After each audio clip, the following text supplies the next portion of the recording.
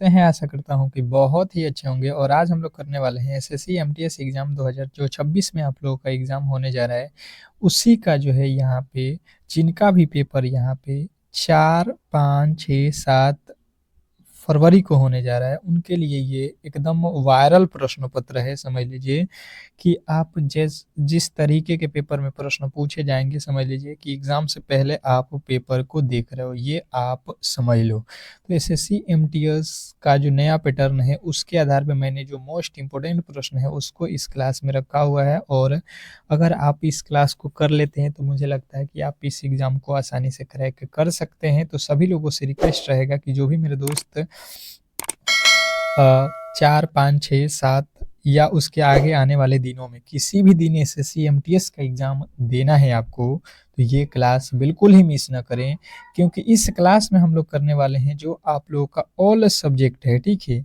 All subject जो है आप लोगों का, उसको हम लोगों ने कवर करने की कोशिश किया हुआ है, ठीक है।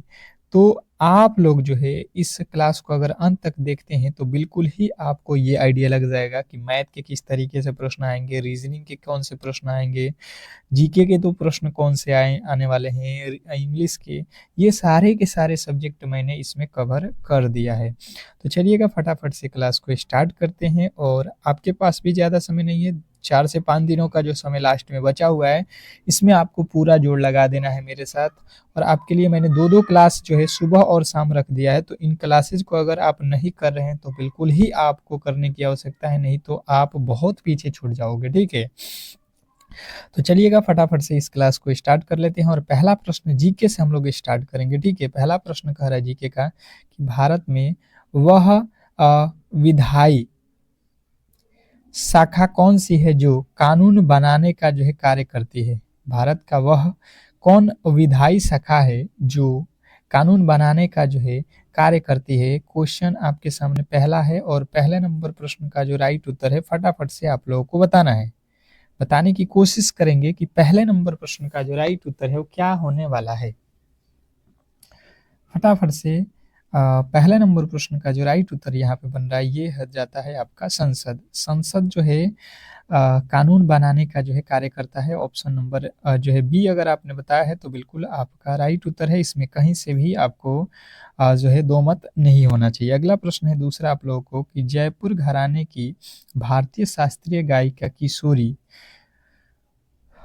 अमोनकर को किस वर्ष में भारत के दूसरे सर्वोच्च नागरिक पुरस्कार पद्म विभूषण से सम्मानित किया गया। क्वेश्चन आपके सामने दूसरे नंबर प्रश्न का जो राइट उत्तर है आपको फटाफट से बताना है। आपको मैंने पहले ही बताया है कि ये एक टेस्ट के तौर पे आप इस क्लास को हमेशा ही रखिए। हर एक प्रश्न को कोशिश करिए कि आप खुद से बनाएं, क्योंकि ये जो क्लासेज हो रहा है, अंतिम जो क्लासेज है, ये टेस्ट के तौर पे जितने आप यहाँ पे क्वेश्चनों का उत्तर देने की कोशिश करेंगे, गलत हो या सही हो ये मैटर नहीं करता है, आप उसको प्रयास करिए, उतना ही बेहतर एग्जाम हॉल में आप स्कोर कर पाओगे। तो जिनने बताया है 2002, बिल्कुल उनका राइट उत्तर है ऑप्शन नंबर सी।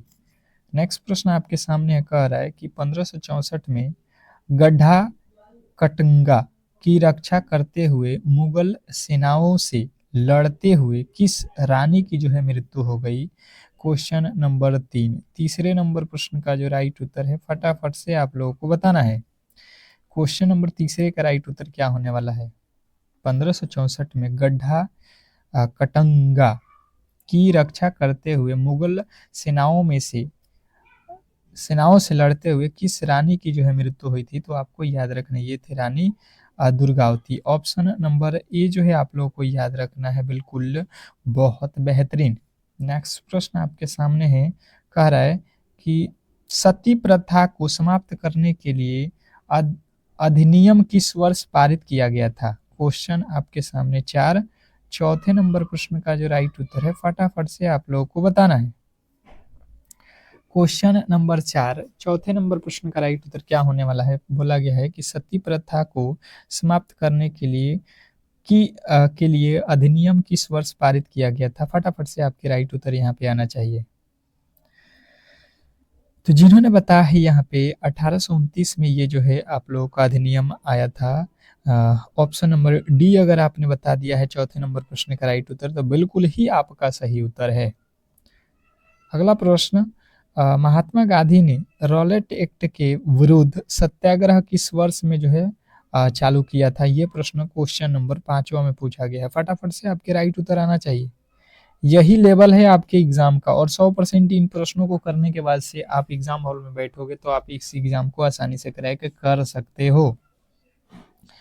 तो 1919 अगर आपने बताया है रॉलेट एक्ट के जो है विरुद्ध सत्याग्रह चलाया गया था, तो बिल्कुल राइट उत्तर है। नेक्स्ट प्रश्न आपके सामने है कि भारतीय संविधान के निम्नलिखित में से कौन सा जो है प्रावधान ब्रिटेन के जो है संविधान से नहीं लिया गया? देखिए पूरा क्वेश्चन नहीं पढ़िएगा तो फिर जो है क्वेश्चन आप यहीं पे गलत कर दीजिएगा, ठीक है।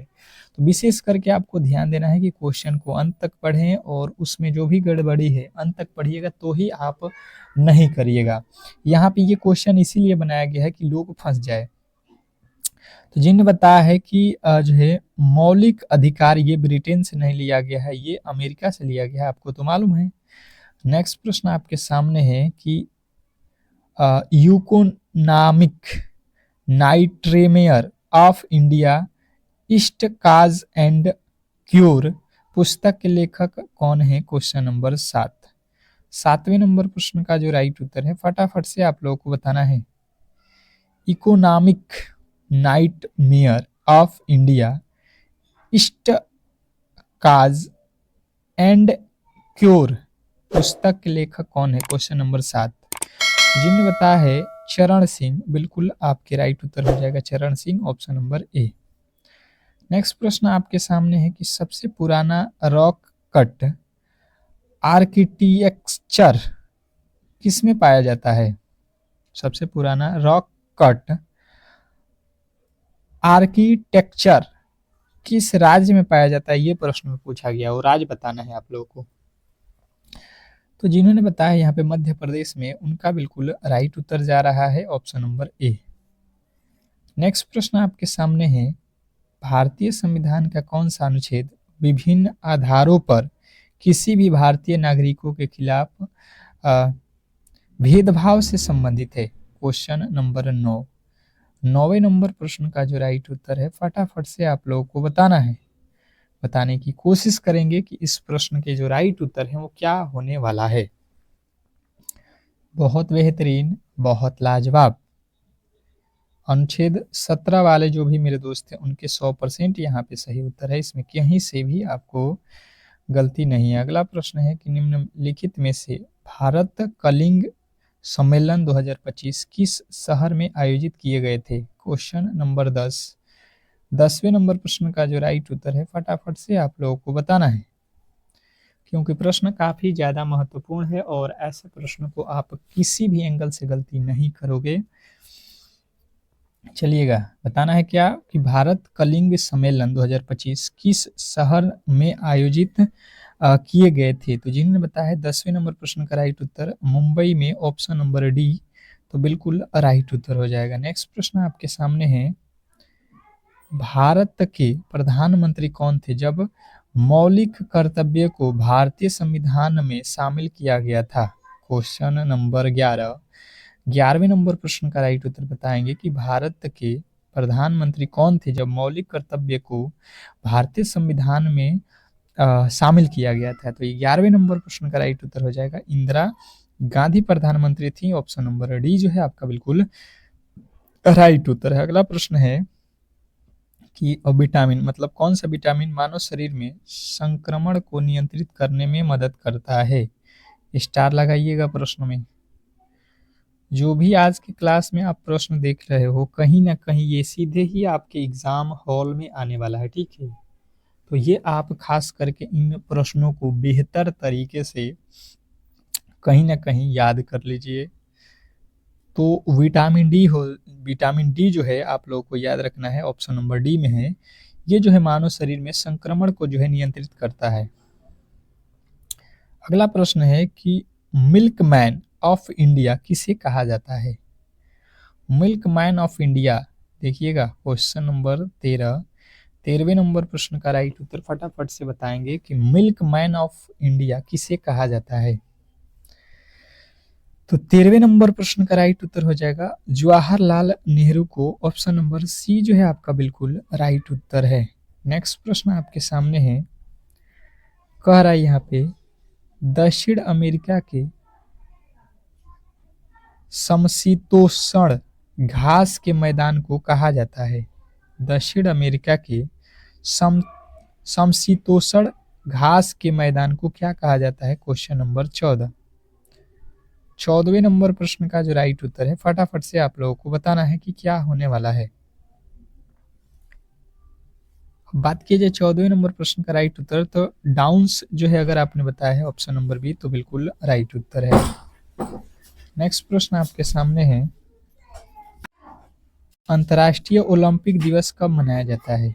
अंतर्राष्ट्रीय ओलंपिक दिवस कब मनाया जाता है?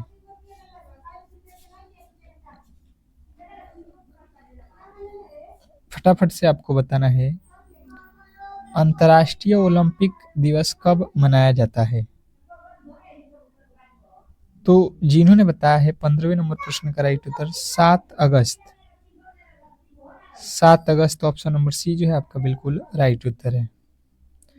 अगला प्रश्न है कि तीसरी पंचवर्षीय योजनाओं का उद्देश्य भारत को क्या बनाने से था? Question number 16। तीसरी पंचवर्षीय योजनाओं का उद्देश्य जो है भारत को क्या बनाने के लिए था? तो जिन्होंने बताया है यहाँ पे कि व्यापार बनाने में था तो बिल्कुल राइट उत्तर है। व्यापार नहीं, व्यापार कैसे हो जाएगा? तीसरा कह रहे हैं ना, तो आत्मनिर्भरता था ना, आत्मनिर्भरता था, ऑप्शन नंबर सी लगाना था, आत्मनिर्भरता बनाना था। जनगणना 2011 के अनुसार केरल के बाद किस राज्य की जो है साक्षरता दर सबसे अधिक है? Question number 17। 17वें नंबर प्रश्न का जो राइट उत्तर फटाफट से आप लोगों को बताना है कि क्या होने वाला है। जनगणना 2011 के अनुसार जिन्होंने बताया है कि यहाँ पे असम जो है, असम इसकी जो है साक्षरता सबसे अधिक है इन सभी राज्यों में, बिल्कुल राइट उत्तर। अगला प्रश्न है, भारत की 2011 की जनगणना के अनुसार किस राज्य की जो है लिंगानुपात दूसरा सबसे अधिक है? लिंगानुपात दूसरा सबसे अधिक लिंगानुपात पूछा गया है, ठीक है। तो दूसरा सबसे अधिक लिंगानुपात आपको सिक्किम बताना है, ऑप्शन नंबर बी। नेक्स्ट प्रश्न आपके सामने है कि भारत में दहेज अधिनियम कब जो है पारित किया गया था? भारत में दहेज अधिनियम कब पारित किया गया था? क्वेश्चन नंबर 19वें नंबर प्रश्न का राइट उत्तर फटाफट से आप लोगों को बताना है। तो जिन्होंने बताया है 19वें नंबर प्रश्न का राइट उत्तर 1872 में, तो बिल्कुल राइट उत्तर है ऑप्शन नंबर डी। नेक्स्ट प्रश्न आपके सामने है कि कुश्ती मैट की चौड़ाई सेंटीमीटर के बीच होती है। कुश्ती मैट की चौड़ाई कितना सेंटीमीटर से कितना सेंटीमीटर होती है? क्वेश्चन नंबर 20वें पे आ चुके हैं। और 20वें नंबर प्रश्न का राइट उत्तर जिन्होंने भी यहाँ पे बताने की कोशिश किया है कि 7 से 9 मीटर के बीच में होता है, तो बिल्कुल राइट उत्तर है आपका ऑप्शन नंबर बी। नेक्स्ट प्रश्न आपके सामने है कि व्हाइट मैन कप किस खेल से संबंधित है? व्हाइट मैन कप किस खेल से संबंधित है? Question number 21। 21वें नंबर प्रश्न का जो राइट उत्तर है फटाफट से आप लोगों को बताना है। क्या लगता है आपको, व्हाइट मैन कप किस खेल से संबंधित है? तो 21वें नंबर प्रश्न का राइट उत्तर हो जाएगा टेनिस खेल से है, ऑप्शन नंबर ए जो है आपका बिल्कुल राइट उत्तर है। नेक्स्ट प्रश्न आपके सामने है कि पद्म श्री से सम्मानित होने वाले पहले जो है ट्रांसजेंडर कौन थे? पद्म श्री से सम्मानित होने वाले पहले ट्रांसजेंडर कौन है? क्वेश्चन नंबर 22 में पूछा गया है। स्टार लगा लीजिएगा, यह प्रश्न किसी न किसी शिफ्ट में आपको देखने को मिलेगा। तो जिन्होंने बताया है नर्तकी नटराज, ऑप्शन नंबर ए तो बिल्कुल राइट उत्तर है। नेक्स्ट प्रश्न आपके सामने है कि विश्व का सबसे बड़ा स्टील उत्पादन देश कौन सा है? विश्व का सबसे बड़ा जो है स्टील उत्पादक देश कौन सा है? Question number 23। 23वें नंबर प्रश्न का जो राइट उत्तर है फटाफट से आप लोगों को बताना है। विश्व का सबसे बड़ा स्टील उत्पादक देश कौन सा है? तो चीन जो है आप लोगों को याद रखना है, ऑप्शन नंबर बी। नेक्स्ट प्रश्न आपके सामने है कि निम्नलिखित में से कौन सा परमाणु ऊर्जा स्टेशन नहीं है? निम्नलिखित में से कौन सा परमाणु ऊर्जा स्टेशन नहीं है? आपको पूरा का पूरा क्लास का जो क्वेश्चन है देखकर ही जाना है। अगर आपको सिलेक्शन लेना है तो आपको सारे सब्जेक्ट में जो है यहाँ पे पकड़ होना चाहिए। ये नहीं कि केवल और केवल अगर आप एक सब्जेक्ट को जो है लेकर चलिएगा तो बिल्कुल ही आप इस रेस से बाहर हो जाइएगा, ठीक है, ये आपको ध्यान रखना है। तो जिन्होंने बताया है 24वें नंबर प्रश्न का राइट उत्तर राम गुंडमन, तो ऑप्शन नंबर ए आपका बिल्कुल राइट उत्तर है। नेक्स्ट प्रश्न है कि भारत की निम्नलिखित नदियों में से कौन जो है पश्चिम घाटी से नहीं निकलती है। भारत की निम्नलिखित नदियों में से कौन सी पश्चिम घाटी से नहीं निकलती है, ये प्रश्न पूछा गया है। क्वेश्चन नंबर 25वें नंबर प्रश्न का राइट उत्तर जिन्होंने बताया है ताप्ती नदी, बिल्कुल राइट उत्तर है ऑप्शन नंबर बी। नेक्स्ट प्रश्न आपके सामने है कि बाली यात्रा किस भारतीय राज्य का जो है सांस्कृतिक त्योहार है। क्या पूछा गया है कि जो है बाली यात्रा किस भारतीय राज्य का जो है सांस्कृतिक त्योहार है। तो जिन्होंने बताया है यहाँ पे 26वें नंबर प्रश्न का राइट उत्तर यहाँ पे उड़ीसा, बिल्कुल राइट उत्तर है। नेक्स्ट प्रश्न आपके सामने है कि मैमाता किस राज्य का जो है लोकप्रिय नृत्य है।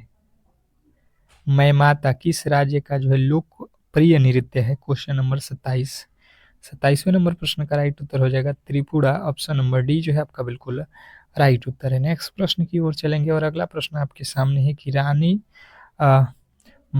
मचैया को लोक नृत्य में उसके योगदान के लिए किस वर्ष पद्मश्री से सम्मानित किया गया।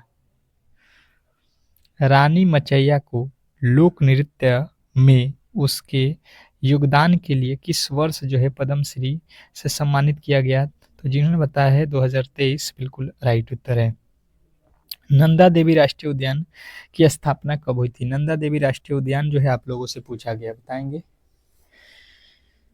तो जिन्होंने बताया है यहाँ पे 1982, ऑप्शन नंबर ए बिल्कुल राइट उत्तर है। नेक्स्ट प्रश्न की ओर चलेंगे और अगला प्रश्न है कि कदम बांध कदम नदी और किस नदी के जो है संगम पर बना है, बताइएगा।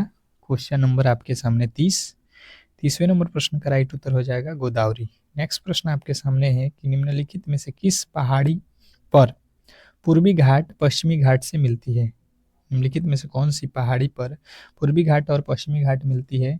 तो जिन्होंने बताया है नीलगिरी पहाड़ी, बिल्कुल राइट उत्तर है। नेक्स्ट प्रश्न आपके सामने है कौन सी झील आंध्र प्रदेश और तमिलनाडु की जो है सीमा पर स्थित है। निम्नलिखित में से कौन सा झील आंध्र प्रदेश और तमिलनाडु की झील पर स्थित है। तो जिन्होंने बताया है कि जो है पुलिटकट, ऑप्शन नंबर बी तो बिल्कुल राइट उत्तर है, पुलिकट झील।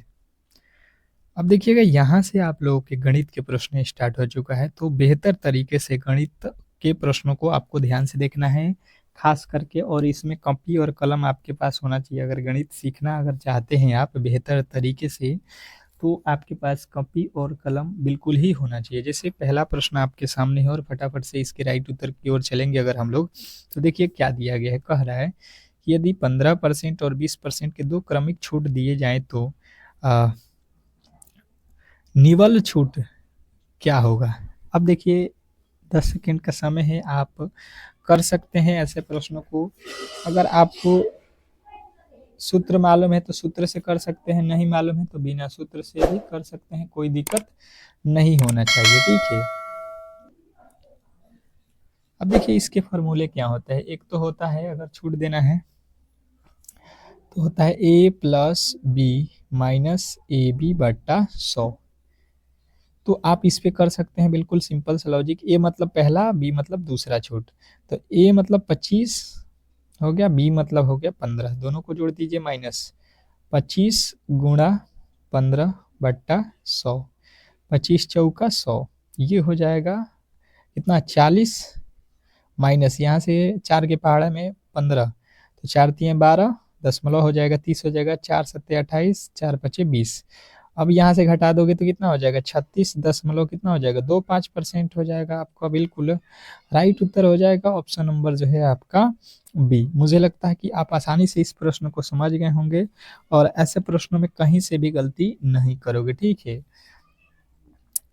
नेक्स्ट प्रश्न आपके सामने है, कह रहा है कि 70 और 90 का महत्तम समापवर्तक यानी कि HCF आपको निकालना है, ठीक है। HCF अब बताने की कोशिश करेंगे, 10 सेकंड का समय है आप लोगों के पास, बेहतर तरीके से समझने की कोशिश करेंगे ये प्रश्न भी, और देखते हैं कि कौन कौन मेरे दोस्त हैं जो इस प्रश्न के राइट उत्तर के साथ आ जाते हैं। कमेंट बॉक्स में सभी का जो है कमेंट हम देख रहे हैं, फटाफट से आपके राइट उत्तर आना चाहिए। समझने की कोशिश करिएगा सभी लोग। देखिए, अगर आप समझने की कोशिश करते हैं तो सबसे पहले आप ऑप्शन से भी इसको कर सकते हैं, अगर जल्द करना है तो। नहीं तो एक तो तरीका ये होता है कि इन दोनों को देख लो और 70 छोटा है तो 70 से 90 में आपको भाग देना है।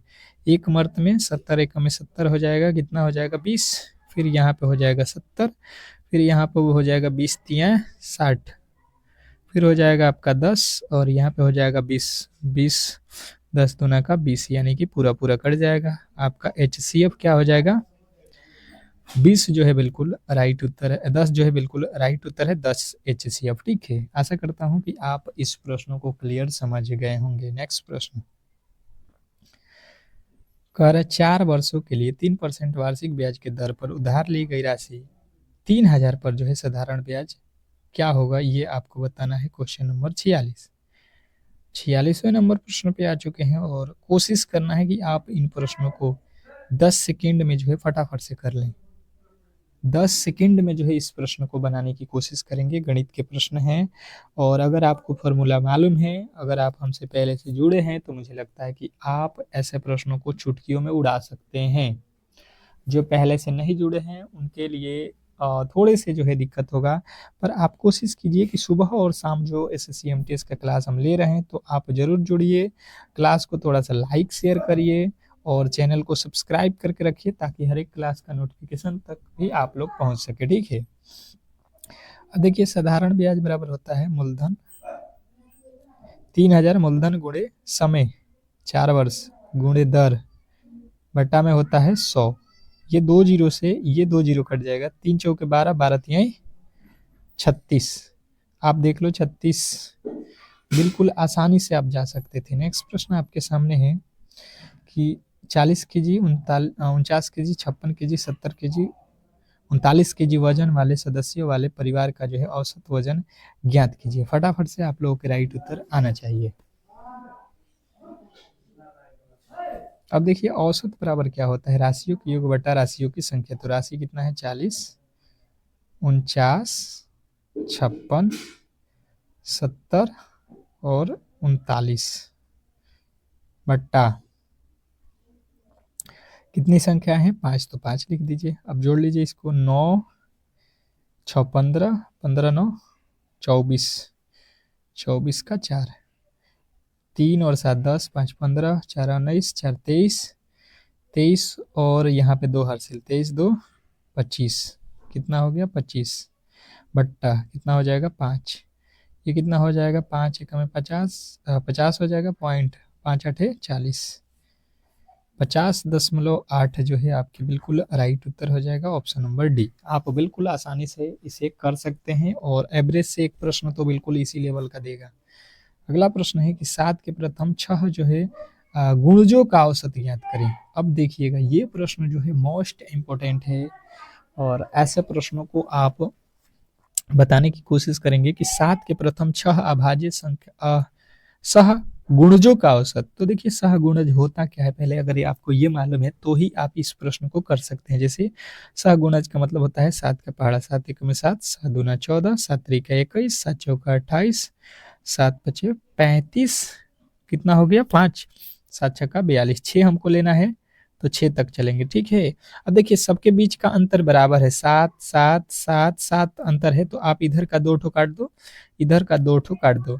अगर बीच में 1 ठो बचता तो डायरेक्ट उत्तर हो जाता, पर 2 ठो है तो दोनों का बट्टा करिए 2, 21 28 कितना हो जाएगा 49 बट्टा 2 कितना हो जाता है 24 दूना 48, यानी कि 24.5। नेक्स्ट प्रश्न आपके सामने है, या तो सबको आप जोड़कर 6 से भाग दोगे तब भी आएगा 24.5 ही। ठीक है, दोनों तरीके से कर सकते हैं। दूध और पानी का जो है अनुपात मिश्रण 21 लीटर है। ठीक है, मिश्रण में दूध और पानी का अनुपात यहाँ पे दिया गया है। यदि मिश्रण में पानी की मात्रा मिला दी जाए कितनी मिलानी चाहिए जिसके परिणाम स्वरूप जो है 50% पानी हो जाए, यहाँ पे ये प्रश्न में बोला गया है। अब देखिए सिंपली अगर इसको करने की आप कोशिश करते हैं तो किस तरीके से करेंगे।